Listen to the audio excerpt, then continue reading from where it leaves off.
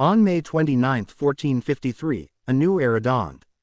The seemingly impregnable walls of Constantinople had fallen, crushed beneath the ambition and brilliance of a 21-year-old Sultan, Mehmed II, the Conqueror. But for Mehmet, the capture of the Second Rome was not an end, but a beginning. It was the launching pad for an empire, a testament to his vision of a truly global power. With Constantinople now under Ottoman rule, renamed Istanbul, Mehmet's first task was to transform it into the magnificent capital of his burgeoning empire. He initiated a massive reconstruction effort, repopulating the city with diverse communities, Turks, Greeks, Armenians, Jews, ensuring its rapid revival as a vibrant commercial and cultural hub. The Hagia Sophia, once a symbol of Byzantine Christianity, was converted into a grand mosque, a powerful statement of the new order. Mehmet's strategic brilliance wasn't just on the battlefield. It extended to urban planning and cultural integration. With his new capital secure, Mehmet turned his gaze outward. His reign, spanning another 3 decades, would be defined by relentless expansion and the consolidation of Ottoman power across Anatolia and the Balkans. In Anatolia, Mehmet systematically brought the remaining independent Turkish beyliks under central Ottoman control. Karaman, a powerful rival, was a persistent challenge. Mehmet launched several campaigns against them, finally subduing the Karamanids in 1468, effectively unifying most of Anatolia under Ottoman rule. This was crucial for securing his eastern flank and drawing on vital resources and manpower.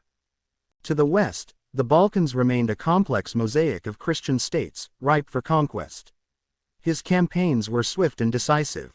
In 1454, just a year after Constantinople, he began his long struggle against Serbia, culminating in its annexation by 1459.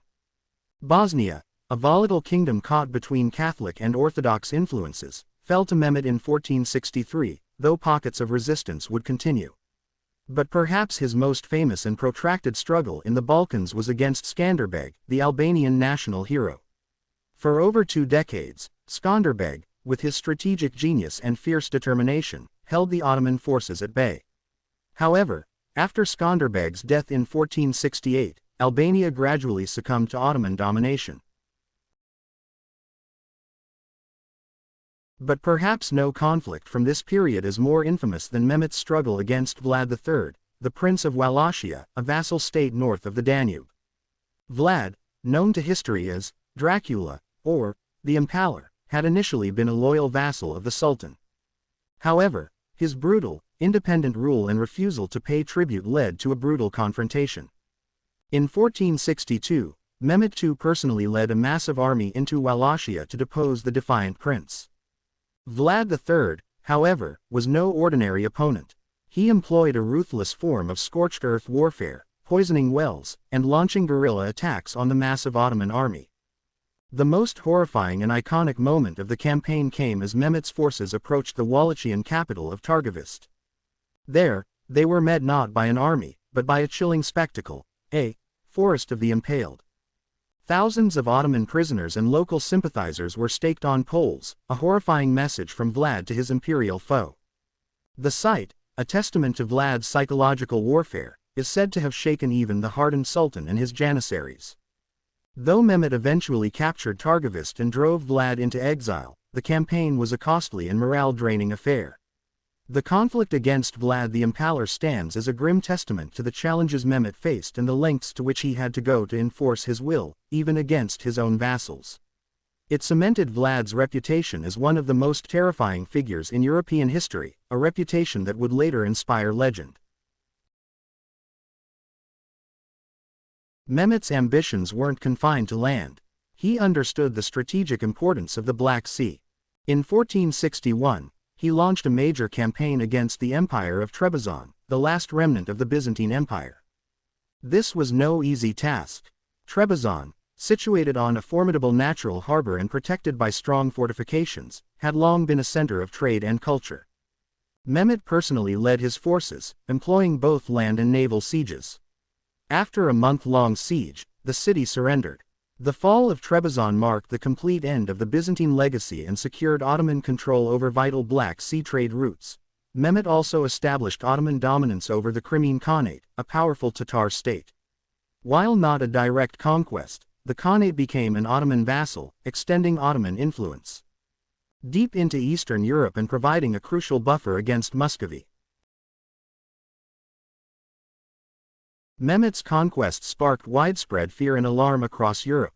The papacy, in particular, saw him as the ultimate threat to Christendom and repeatedly called for crusades, though these rarely materialized with the unity or force required. One of the most significant challenges to Mehmet's expansion came from the Knights Hospitaller, based on the island of Rhodes.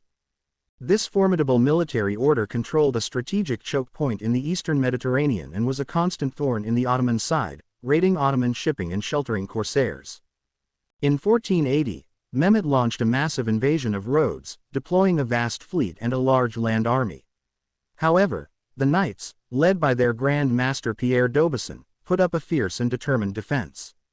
Despite overwhelming odds, the Knights, with their superior fortifications and tactical prowess, repelled the Ottoman assault.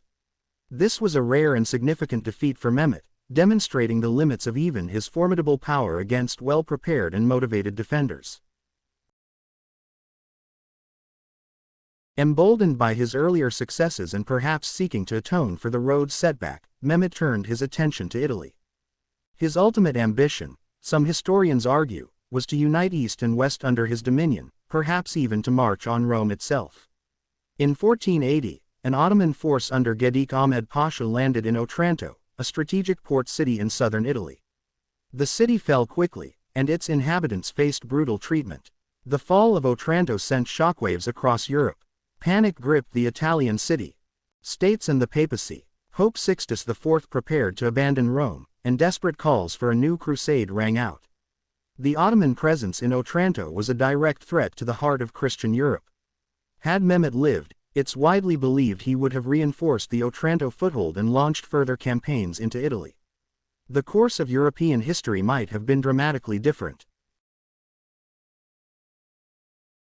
Beyond his military campaigns, Mehmet II was also a shrewd administrator and a patron of the arts and sciences. He consolidated the Ottoman legal system, commissioning the Laws of the House of Osman, a comprehensive legal code that regulated everything from state administration to criminal law. He established a highly centralized government, strengthening the power of the Sultan and streamlining bureaucracy. He encouraged trade, reformed the tax system, and invested in infrastructure projects that further cemented Istanbul's status as a global metropolis. Mehmet was also a polymath, fluent in several languages and deeply interested in history, philosophy, and geography. He invited scholars, artists, and architects from across his empire and beyond to Istanbul, fostering a vibrant intellectual and cultural environment. The construction of Topkapi Palace, the Grand Bazaar, and numerous mosques and madrasas during his reign are testaments to his vision for his capital. Mehmet II was a complex figure. Driven, intelligent, and ruthless, he was also known for his intellectual curiosity and occasional acts of clemency. He could be pragmatic, even tolerant of other faiths when it served his strategic goals, but he was undeniably a fierce and determined conqueror. He was a keen strategist, often personally leading his armies into battle. His military innovations included the extensive use of artillery and specialized engineering corps, which proved crucial in breaking down formidable fortifications. Despite his many victories, he remained ambitious, constantly seeking new horizons for his empire. His legacy is one of unparalleled expansion, transforming a regional power into a truly imperial force. In 1481, as he prepared for yet another campaign, possibly targeting the Mamluk Sultanate in Egypt or even Rome, Sultan Mehmet II fell ill. The exact cause of his death remains debated by historians, ranging from natural causes to poisoning. On May 3, 1481, at the age of 49, the great conqueror passed away. His death brought immediate relief to Europe, as the threat of further Ottoman expansion into Italy was lifted. The Ottoman campaign in Otranto was abandoned. He was buried in his tomb within the Fatih Mosque complex in Istanbul, a city he had transformed and made his own. Mehmet II's reign fundamentally shaped the Ottoman Empire. He was the architect of its golden age, transforming it from a regional power into a vast, multi-ethnic, and multi-religious empire that would endure for centuries. His conquest of Constantinople forever altered the geopolitical landscape, shifting the balance of power from west to east. He solidified the Ottoman presence in Anatolia and the Balkans, establishing the foundations for future conquests and a lasting imperial legacy. Sultan Mehmet II, Fatih, the Conqueror, remains one of history's most fascinating and impactful figures. A brilliant military mind, a shrewd politician, and a visionary builder, he not only captured a city but forged an empire that left an indelible mark on the world. His life after 1453 was a testament to relentless ambition and the unwavering pursuit of a grand imperial destiny. Thanks for watching. If you enjoyed the video, don't forget to like, subscribe, and hit the notification bell so you never miss an update. See you in the next one.